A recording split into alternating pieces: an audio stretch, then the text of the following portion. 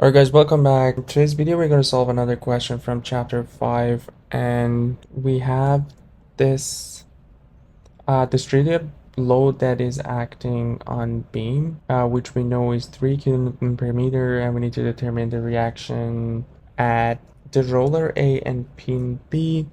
Before we start with the free body diagram, please make sure to subscribe to the channel and share this content with your friend. And let's jump in. So we have this pin that we know we have a roller at point A, which means we only have a normal force for a roller. We know this angle is 30 degrees. We have another support at point B, which is a pin, which means we both have X and Y component.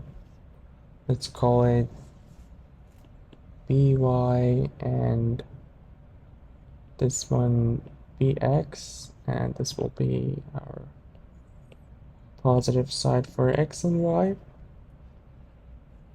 And so we know if that angle is 30 degrees, this one will be also 30 degrees, and we have the distributed load, which if we want to find it, since it's symmetrical, will be exactly in the middle of this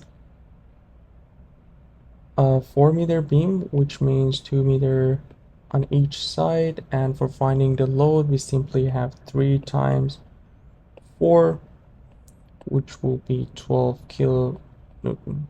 That would be pretty much everything for the free body diagram, and we're good to go with our equilibrium equations. Let's start with the moment equation, and since we have the most unknown at point B, we're gonna start with the moment about point B.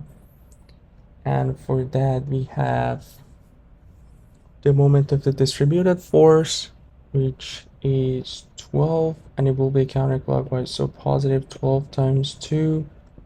And we have the moment of the normal force at point A, which we're gonna break it down to x and y component. So this will be the NAX, and this will be NAY. Well, let's start with the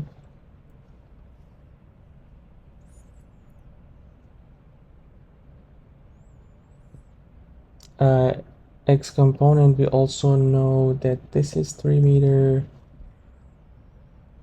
and so if you look at the x, we'll see that it will be a negative moment since it's clockwise, and NA will be simply the x component will be nx sine of 30. And so if you want to find this distance, we'll have 3 times sine of 30 degrees. So the distance will be 3 times sine of 30 degrees. And the next one is the moment of the y component, or NAY, which will be this time NA times cosine of 30 degrees. And the distance will be, I'm gonna show this distance in green. We need the vertical distance from this one plus this one. We know this is 4, and this will be 3 times cosine of 30 degrees. So we'll have 4 plus 3 cosine of 30 degrees equals 0. From here we can find the first unknown, or NA, which will be 3.71 kilonewton. And now we can move on to our fx and fy. So for fx, we have NAX, which was NA times sine of 30 degrees.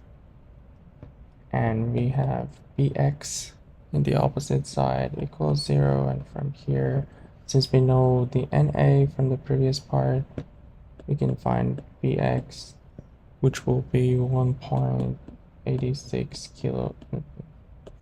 And last equation is the y, which there's only one unknown left, so we have this time NA y, which was NA cosine of 30 degrees minus plus actually by and we have the 12 kilonewton force equals 0, and again we know the amount of Na, and the only unknown here is By, which is 8.78 kilo. And that would be the final answer for this question. I'll see you guys in the next one.